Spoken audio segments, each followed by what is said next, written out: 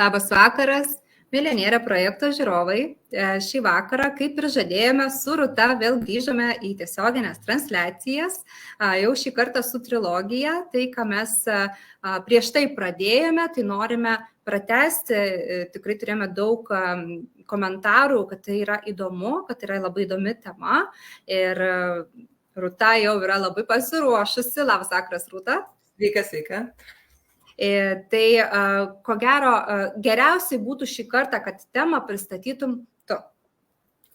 Na, mūsų temos jau buvo pristatytos praeitą kartą ir šiandien mes tą būtent pirmąją laidą padarysim tokią, kokia ta mūsų tikroji Žemės istorija buvo. Ar jinai tikroji, ar jinai teorija, arba dar kažkas, tai čia kiekvienam priimti į savo širdį.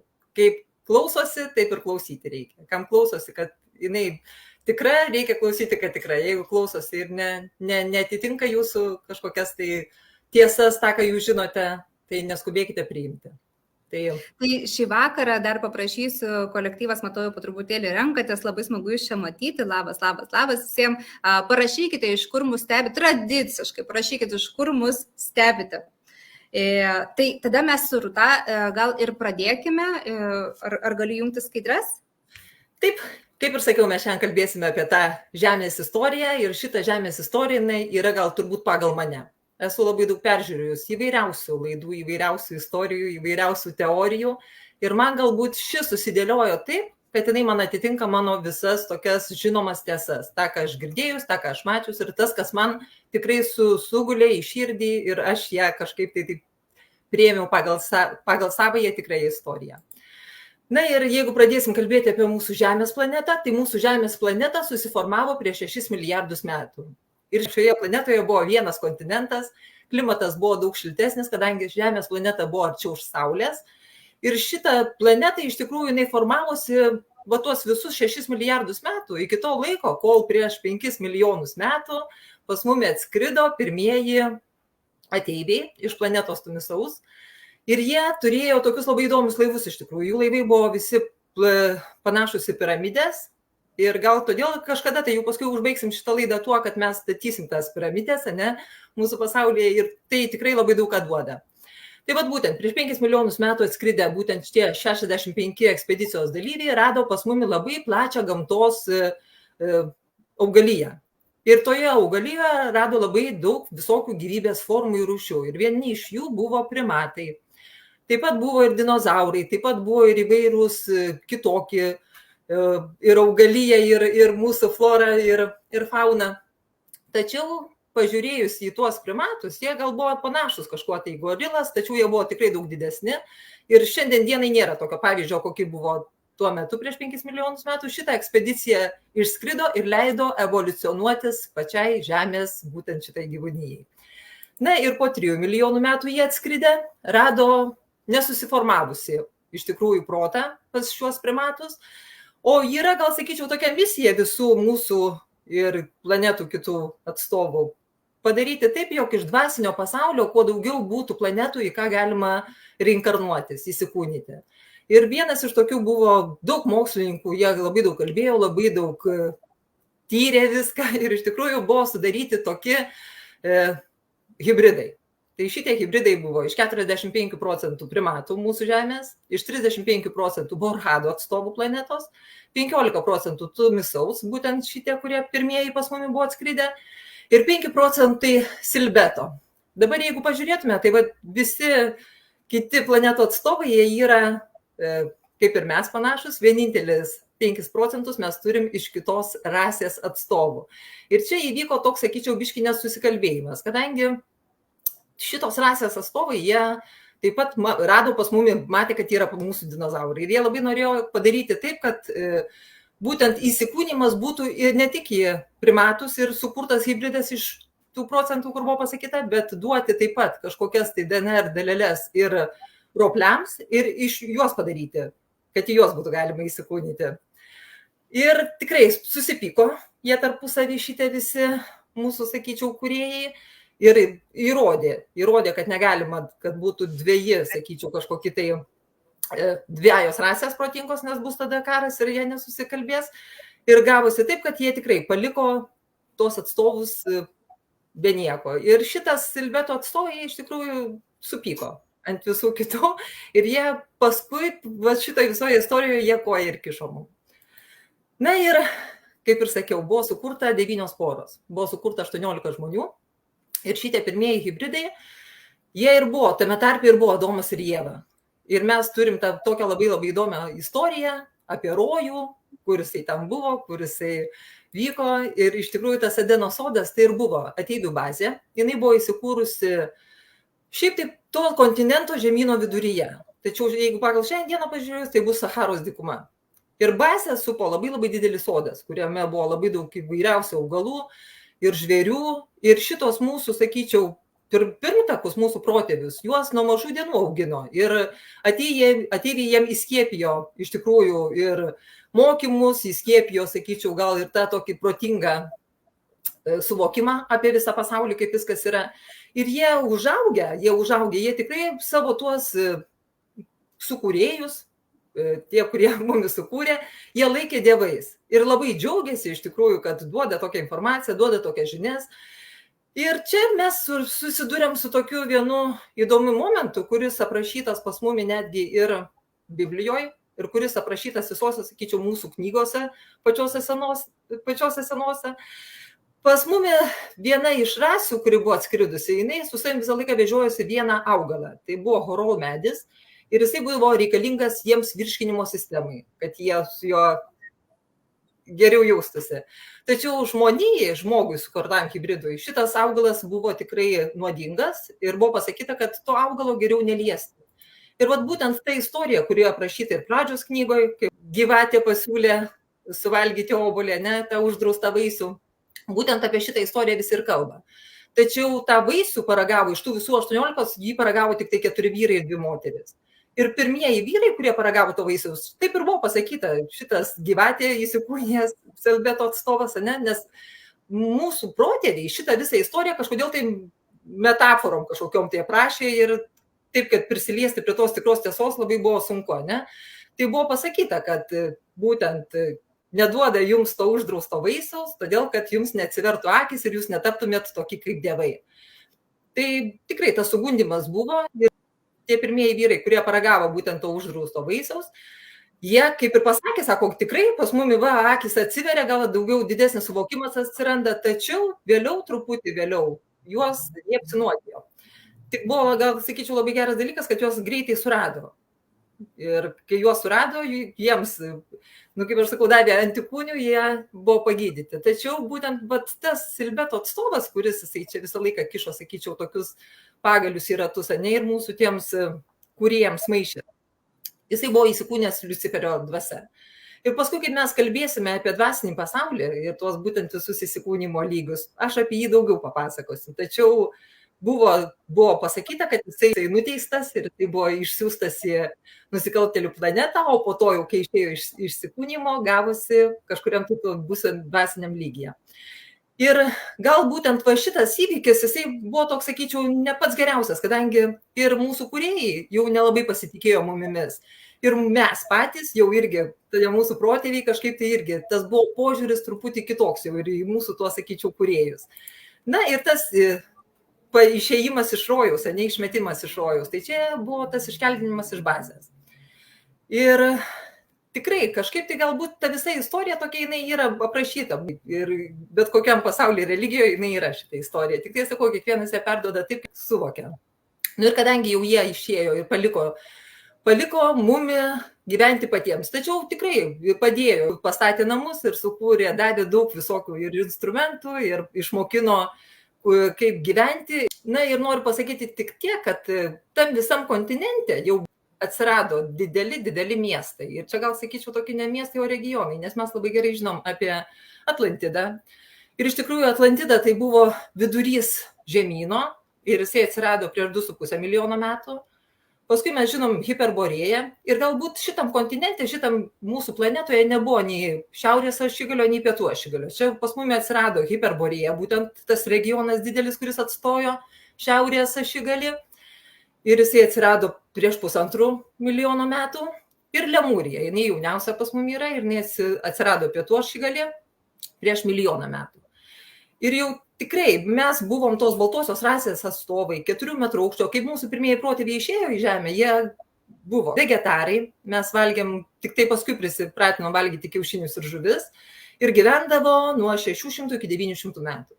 Va tokie buvo mūsų tie pirmieji protėviai ir jie ilgai iš tikrųjų gyvena, ilgai mums statė šitos didelius miestus, statė tos didelius regionus ir prieš 6000 metų jau pas mumi buvo 87 stambus miestai su priemiesčiais, sostinėje gyveno apie daugiau negu 500 000 žmonių ir mes turėjom skraidančias lėkštes, antigravitacinės platformas, balionus be variklių ir tie visa mūsų, sakyčiau, tokia sukurta, visa, sakyčiau, bazė ir tos skraidančios lėkštės ir viską, ką mes turėjom, buvo dėka mūsų visų ateivių, dėka mūsų tų protėvių, kurie mumis sukūrė, dėl to, kad jie mums visą laiką padėjinėjo. Ir mes tikrai gražiai gyvenom ir čia gal skaitėsi tas aukso amžius. Aš taip įsivaizduoju, kad tuo metu Žemėje skaitėsi aukso amžius. Na ir jisai vyko ilgai, nes prieš 350 000 metų pradėjo rengti Venerą.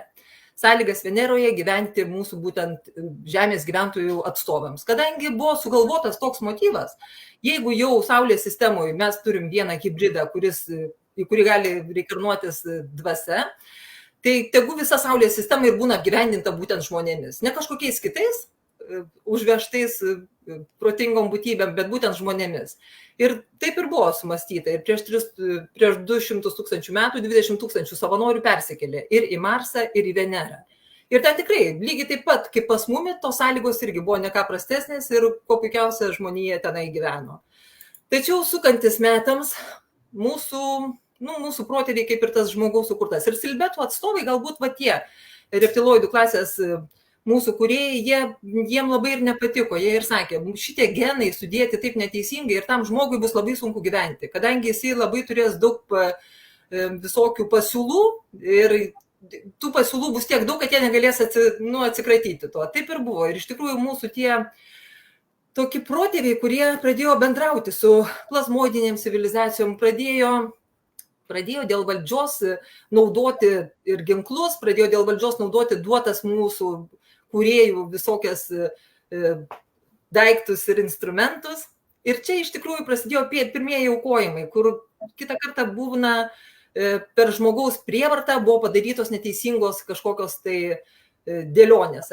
Mirtis prasidėjo, pirma, būtent mirtis atsirado ir viskas kitas, kas susijęs su tokiu, sakyčiau, žinių išpuikimu.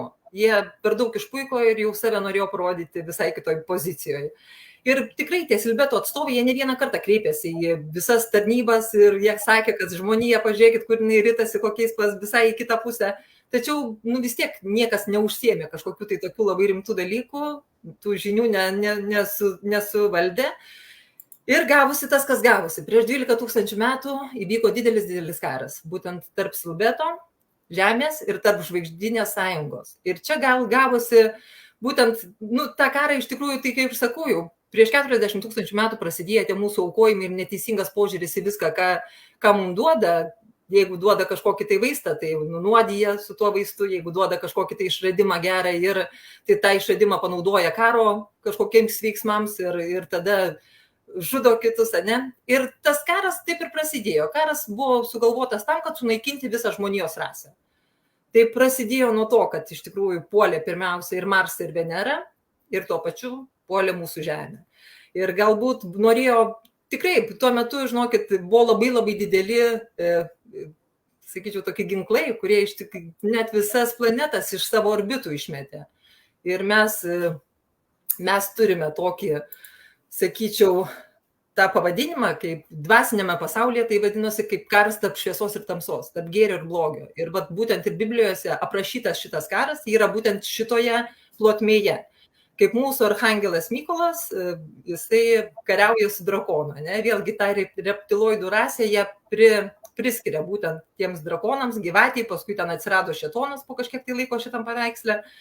Ir čia iš tikrųjų būtent tas Žemės dvasinė priežastis buvo arogancijos ir pasididžiavimo, virpesių buvimas neosferoje, kadangi žmogus jau jisai ėjo iš savo ribų ir nematė to sustojimo tokio. Selbetai dvasinė karo priežastis buvo meilės nepriėmimo, atleidimo, nuolankumo trūkumas. Ir tikrai tarp žvaigždinė sąjunga nusprendė, kad dėl šito genotipo. Jie labai pyko, tų 5 procentų, kad jie skaitėsi, kad yra per mažai ir kad žmogus dvasiškai jisai nebus labai pilnavertis. Ir čia gal ir buvo, kad jie nepriėmė būtent to nuolankumo ir tai buvo karo priežastis. Na, o Burhadas ir jo šalininkai ir mūsų tie kiti kūrėjai, kurie mumi kūrė, per mažai rūpestingumo ir per mažai atkaklumo jaunom civilizacijom. Iš tikrųjų gal buvo ir pasakyta, kad reikėjo tuos žinius truputį suvaldyti, reikėjo juos ten įsiųsti į kitas planetas ir duoti žmonijai gražiai evoliucionuotis. Tačiau buvo kaip buvo ir kadangi nebuvo didelės kontrolės, tai būtent dvasinė priežastis įvyko šiame buvime. O mūsų arkangelas Mykolas yra mūsų Žemės planetos saugotojas ir jeigu žiūrint, tai jis yra šviesos karys, kovojantis su blogiu. Na ir kita, sakyčiau, ta pati istorija, tas 12 000 metų karas ir būtent karas tarp blogio ir gėrio, jinai yra pasaulio tvanas. Ir mes tikrai visi žinom, kad buvo Nojaus laivas, visi žinom, kad tam Nojaus laive buvo išsaugota po 2 kažkokius tai gyvūnus, ne? Taip ir buvo. Kai prasidėjo karas, visos tarptautinės sąjungos narės puolė gelbėti, puolė pradėti ir buvo surinktas genofondas. Ir buvo išsaugota 520 000 visų gyvūnų genofondo ir čia ne tai, kad po 2 gyvūnus kėlė kažkokį tai laivą, ne? Bet buvo paleisti dronai, kurie greitai surinko. Tiek, kiek galėjo, kiek sugebėjo per 4 valandas surinkti, jie tiek ir surinko ir augalijos genofondo, ir visų rūšių genofondo. Na, o iš 55 milijonų gyventojų tuo metu, Žemės planetos gyventojų buvo, pavyko išgelbėti tik tai 8 000. Ir tuos 8 000 išvežė į Mėnulį. Ir Mėnulį padarė bazę ir toj bazėje apgyvendino. Na, o 2000 žmonių pasislėpė urvuose. Ir iš tikrųjų mes labai kartais šiandien žinome apie tą istoriją, iš sniego žmogus, ietis, dar juos ten kažkaip kitaip vadina. Tai būtent tie 2000 pasislėpusių žmonių, kurie liko, jie pergyveno pačias baisiausias sąlygas, kokios tik galėjo būti. Kadangi buvo sprogdinamos, kaip aš sakau, netgi orbitos ir buvo ugnikalniai, skilo mūsų kontinentas. Šitas mūsų kontinentas perėjo būdamas vienas kontinentas, kilo į 5. Ir tą, ką mes šiandienai turim, ir Afrika, ir Amerika, ir Australija, ir jie atsirado kiti. Ne? Ir tie žmonės tikrai pragyveno labai labai baisias sąlygas ir jiems buvo tikrai nelengva. Na ir kokios mes turim pasiekmes? Mes turim tas pasiekmes, kad mes visi žinom, kad pas mūsų Saulės sistemoje dar buvo viena planeta, Faetonas. Ir aš mokinausi ir daug apie tai yra visur parašyta ir iš tikrųjų ši planeta buvo tarp Marso ir Jupiterio. Ir šiandienai mes turime asteroidų žiedą būtent šitoje vietoje ir čia yra to Faetono liekanos. Nu, dar mes žinome iš tikrųjų, kai mes kalbėsime paskui dar apie dvasinį pasaulį, ne? Tai aš papasakosiu, kad šita planeta buvo Aštaro Šarano, gal šitą vardą kažkas tai žinot. Ir jisai būtent vienas iš to laivyno atstovų, jisai puolė gelbėti ir mūsų Žemę, ir tas viskas, kas buvo aplinkui. Ir Žemės orbita atitolinta buvo nuo Saulės. Ir Mėnulis, kai jie pamatė, kad į Mėnulį perkelė visą žmoniją ir jau jiems nepavyksta sugriauti, tai jie tada labai didelę ataką darė į Mėnulį ir Žemę. Ir gal žino tą istoriją, kai buvo pasakyta, kad Žemė turėjo susidurti su Mėnuliu. Realiai Mėnulis buvo atskira planeta ir turėjo savo orbitą. Ir kai buvo paleista gravitacinės tos bombos, didieji ginklai, pradėjo skrieti Mėnulis link Žemės ir galėjo būti tikrai labai didelė katastrofa. Tačiau dirbtiniu būdu visi tie laivynai sustabdė būtent Mėnulį ir jis šiandien dienai neturi savo orbitos, jisai padarytas palydovas Žemės. Ir kodėl mes matome vieną tik tai to viso Mėnulio pusę, todėl kad Mėnulis buvo dirbtinai sustabdytas ir jisai nesisuka aplink savo ašį. Ir mes būtent matome tą vieną pusę. Ir kodėl yra tas posakis, kad kitoj pusėje yra tos atyvių bazės, ten jos ir yra iš tikrųjų. Ir gal daug tų posakių yra, kad Mėnulis yra dirbtinas kūrinys, čia pakabintas, ne kažkoks šviesulys. Tai būtent iš tų istorijų viskas ir yra. Na ir kaip sakiau, skilo kontinentas, didelė dalis nuskendo, kiti iškilo žemynai. Ir žuvo 40 000 Silbeto užkariautojų ir pas juos buvo tas piktumas iš tikrųjų ant mūsų, jie net ir nelaisvę nenorėjo pasiduoti, tai tik 42 pasidavė iš visų, kurie čia norėjo, visi geriau priėmė žūti. 60 000 įvairių planetų atstovų žuvo tuo metu, 56% visų rūšių gyvūnų, 70% augalijos.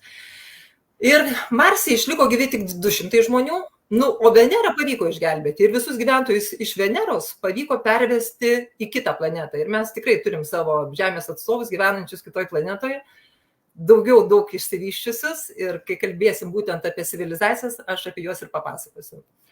Tai va, mūsų Žemėje iki šio karo buvo 25 dienos mėnesį ir metai sudarė 9 mėnesius. Ir štai kas pasikeitė. Mes šiandien turim 30 dienų mėnesį ir turim 12 mėnesių metuose.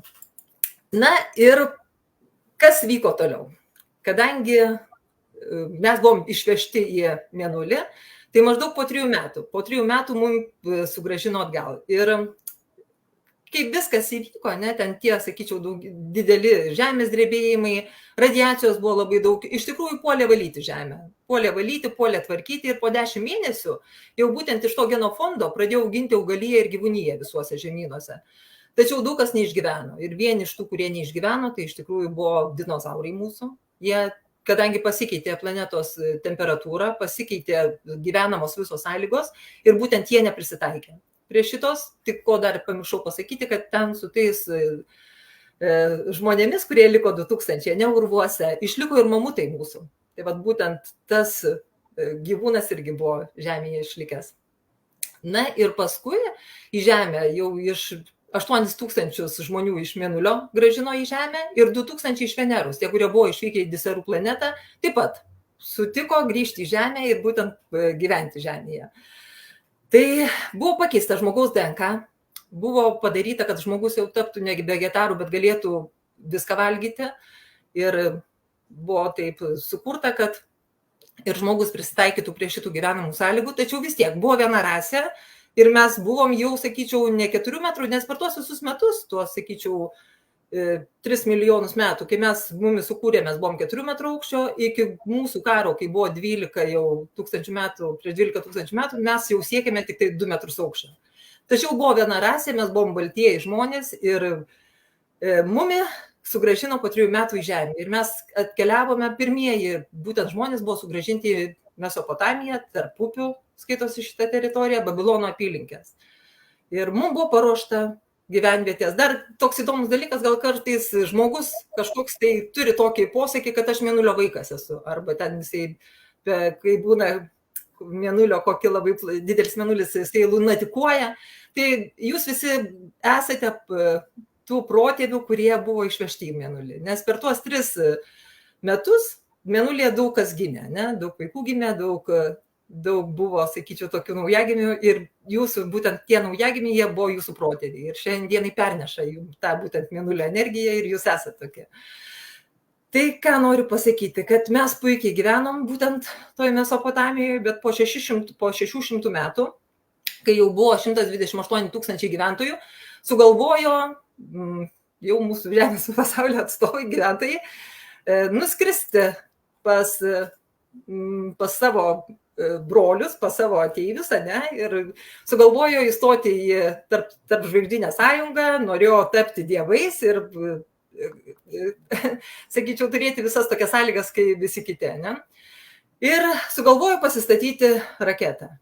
Ir mes šiandienai girdim apie tą Babilono bokštą ir kažkodėl jisai visose knygose, kiek aš skaičiau visom kalbom, yra kažkodėl pasakyta, kad nuo Babilono bokšto prasidėjo žmonių rasės. Ir dėl ko tam prasidėjo, vieni vienaip aiškina, kitaip aiškina, bet pasirodo, kad taip ir buvo, nes mes gal tikrai buvo tas unaras pasiekti Mėnulį ir pasiekti kitas žvaigždes. Ir kai mes kalbam kitą kartą apie kabančius Babilono sodus, tai ten reikia nepamiršti, kad būtent tas bokštas tai buvo kosminis laivas. Ir gal paskui buvo labai sunkiai perduoti, kaip ten jau iš tikrųjų tas bokštas buvo iki pat dangaus.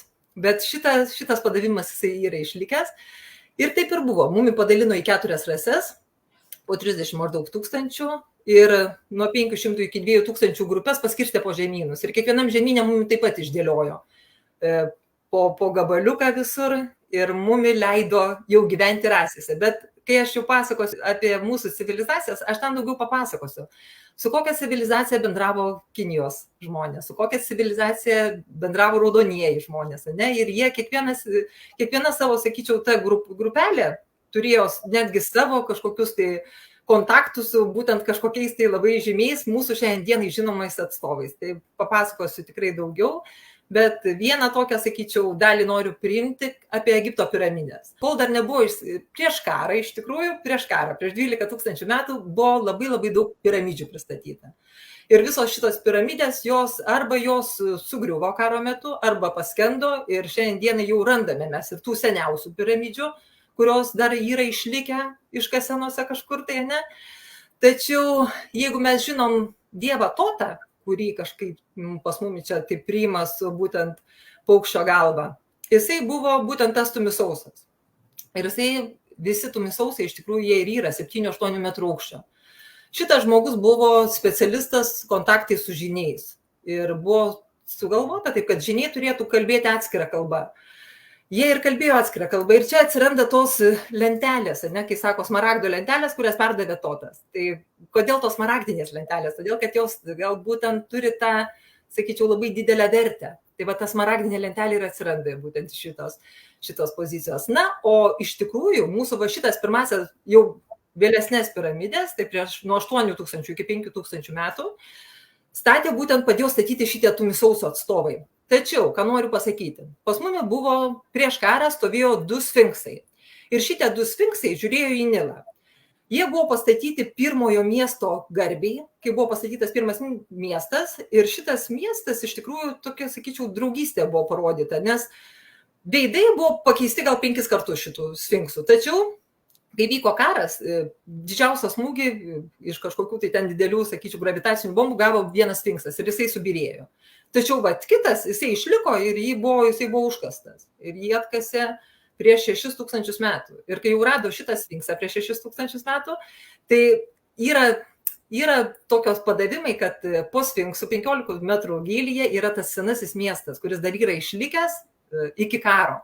Ir žyniai rado šitą miestą ir tas duris atidarė ir iš tikrųjų rado ir molekuliarinius tos instrumentus, su kuriais buvo statomos piramidės ir tos mažus antigravitatorius. Ir tie visi įrankiai ten yra. Ir šiandienai gal yra pasakyta, kad jau net Egipto valdžia žino apie šitos visus mūsų, sakyčiau, pirmtakų miestus ir kūrimus, tačiau nežinau, kada jie įsileis ir kada leis mums su tuo susipažinti ir draugauti. Na, o kad būtų įdomiau, aš čia turiu tokią pasakėčią. Ir ta pasakėčia man čia prie Egipto kažkaip labai tinka. Tai va, karštoje dykumoje gyveno gyvatė. Ji buvo vieniša, protinga ir graži. Ji buvo nuodinga, bet jos nuodai nebuvo mirtini. Tačiau žmonės jos vis tiek bijojo ir vengė. Kodėl žmonės tokie neprotingi ir visko bijo, pagalvojo gyvatė. Jie bijo mirti ir miršta, jie bijo prarasti ir praranda, jie bijo kristi ir krenta, jie bijo ateities, nesuvokdami, kad ateitis slypi jų pačių viduje, jie bijo vienatvės, bet taip pat vieniši tarp žmonių. Na, vieną dieną gyvatė šliužė prie sfinkso ir paklausė: Sfinksai, kodėl tu čia gyveni vienas? Nes atsakė sfinksas, aš čia saugau didžias žinias žmonėms. Tu saugai didžias žinias žmonėms nuo žmonių. Kaip tai suprasti, sfinksai? Ateis laikas ir tu suprasi, atsakė sfinksas ir paslaptingai nusišypsojo. Gyvatė ilgai galvojo apie sfinkso žodžius. Žmonės yra tinginiai ir nemėgsta mokytis. Jiems nereikia žinių, ypač didžių žinių. Jis tiesiog mane kvailina. O kas čia per didžios žinios, susidomėjo gyvatė. Ji grįžo prie sfinkso ir paklausė: ką tu slepi, sfinksai, pasakyk man savo paslaptį. Tačiau sfinksas tik liūdnai nusišypsojo ir toliau žvelgė į rytus. Tada gyvatė nusprendė tvirtai išsiaiškinti viską, susisukusi į žiedą, atsidūrė tarp sfinkso letenų ir pradėjo stebėti, kas vyksta aplinkui. Žmonės prieidavo prie sfinkso, pažvelgdavo jį ir išeidavo. Kodėl žmonės ateina pas jį? Jie patys nesupranta. Bet kažkas juos traukia prie jo, padarė išvadą gyvatė. Vieną dieną jį pamatė vyrą, kuris nusilenkė sfinksui ir paprašė išgydyti jo tėvą. Na, pažiūrėsiu, kaip sfinksas išpildo prašymus, pagalvojo gyvatė ir tyliai įslinko į vyro krepšį. Vyras grįžo namo, padėjo krepšį prie lovos, kurioje buvo ligonis. Mano tėvui reikia vaistų, gyvatės nuodų, bet aš neturiu pinigų už juos susimokėti, pasakė vyras ir kažkur išėjo. O gyvatė išlindo iš maišo, pažvelgė į ligonį ir pagalvojo: turime padėti žmogui. Ant stalo stovėjo stiklinė vandens, gyvatė prišliaužusi prie stiklo savo nuodingais dantimis išleido savo nuodus, ligonis išgėrė šio vandens ir pradėjo sveikti. Gyvatė gyveno jų namuose, kol vyras visiškai pasveiko. Galiausiai gyvatė grįžo prie sfinkso ir atsigulė tarp jo letenų. Staiga jį pastebėjo ant jų užrašą: meilė, mylėk visus žmones ir tapsi gamtos karaliumi. Kiek dienų aš praleidau čia ir kodėl anksčiau nieko nepastebėjau, nustebo gyvatė. Ji pradėjo toliau tyrinėti sfinksą ir pamatė kitą užrašą ant jo kūno. Taika ir ramybė. Pasiekite taiką ir ramybę savo sieloje ir tapsite stiprus kaip jautis. Ant sparnų parašyta, be baimės, nugalėk baimę, gausi erelio sparnus ir skrisi. Gyvatė pagalvojo, aš nieko nebijau, bet aš niekada negalėsiu skristi. Tas, kuris gimė šliaužėti, negali skristi. Staiga atskrido erelis ir pagrėbė gyvatę. Jis pakėlė ją aukštai į dangų, bet gyvatė nebijojo. Aš skrendu, aš skrendu, aš skrendu, sušuko jie su didžiausiu džiaugsmu ir susižavėjimu. Erelis uždėjo gyvatę sfinksui ant galvos ir nuskrido. Ant jo gyvatė pamatė kitą užrašą. Džiaugsmas. Švieskite džiaugsmu ir džiuginkite, gausite išminties, kuri randa džiaugsmą gyvenimo gelmėse. Gyvatė pažvelgė žemyn ir pamatė žmonės. Žmonės ją taip pat pastebėjo, žiūrėkite, žiūrėkite, gyvatė ant sfinkso galvos, kokia graži gyvatė. Žmonės žavėjosi ir klausė, kaip ji ten galėjo patekti. O gyvatė pažvelgė į žmonės ir pagalvojo, žinios ateina pas žmogų, kai jo dvasia yra išsivalius ir pasiruošusis ją priimti. Kas prie jūsų pritraukė tiek daug žmonių, sfinksai? Paklausė gyvatė. Ateis laikas ir tu suprasi, atsakė sfinksas ir jo veidą nušvietė šviesi šypsena. Tai va, tokią istoriją norėjau papasakoti, kad gal, kai mes kiekvienas iš tikrųjų išsivalome, mes tada pamatome, kas yra tiesa, mes tada sužinome, kas yra gėris ir mes gal tada mažiau matome to blogio. Taip, tai iš tiesų labai įdomi istorija, klausiausi, daug ką šiaip esu girdėjusi labai panašaus. Vienose šaltiniuose, kitose šaltiniuose niekas nežino, kokia yra iš tiesų ta tiesa kol kas. Čia tiesiog surinkta iš įvairių šaltinių, patikimų, nepatikimų, mes nežinome, tai kiekvienas taip pat irgi priima taip, kaip jam atrodo, aš taip manau. Rūta, truputėlį daugiau tos informacijos apie sekančią laidą. Kas laukia, toks anonsas, ko laukti? Nu tai va, sekančioje laidoje mes kalbėsime apie dvasinį pasaulį. Kokiam tam dvasiniam pasaulyje yra lygiai, kokiam lygiuose yra angelai sargai, kokiam lygiuose yra angelai patarėjai, kaip tie angelai sargai gyvena, kurioje vietoje ir jie kaip kad su mumi kartu galėtų visą laiką būti ir mumis stebėti. Kas būtent yra tas Liuciferis, kas yra mūsų politikų kažkokie demonai, kurie atsakingi už mūsų visus politikus, kas yra, vėlgi to sakyčiau, ir gamtos dvasios, kurios irgi susiję labai stipriai su dvasiniu pasauliu. Ir išsiaiškinsim būtent šitos lygius. Man gal labiausiai patinka tie aukščiausi ir tie patys žemiausi. Tai vat išsiaiškinsim, kokie mūsų, sakyčiau, gal kokie žymesnieji politikai, kaip Stalinas, kaip tokio lygio maždaug politikai, apie juos pakalbėsime. Pakalbėsime apie pačius aukščiausius, kas buvo gal ir mūsų žinomi, sakyčiau, atstovai ir estrados dainininkai, kuriuos mes gal visi žinome. Tai ir apie juos pakalbėsime. Tai, sakyčiau, bus daugiau surištas viskas su mūsų, sakyčiau, angelais sargais ir su mūsų visa, irgi taip pat istorija. Ten irgi papasakos istoriją ir kaip ta istorija visa dėliojosi, būtent iš dvasinės pasaulio pusės. Tai va, Ramona rašė, labai lauksim, mane asmeniškai dvasinio pasaulio tema labai domina. Tai aš irgi žinokit lauksiu, nes nežinau, ką Rūta papasakos.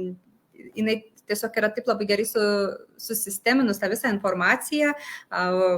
Aš tai ten truputį pasižiūriu ir galbūt nesisteminau tos informacijos. Rūta taip lengvai viską tiesiog iškomunikuoja ir labai paprasta ir lengva suprasti. Tai mes pasimatome jau kitą trečiadienį, o šį vakarą dėkojam visiems, kas žiūrėjote. Gero vakaro. Viso gero.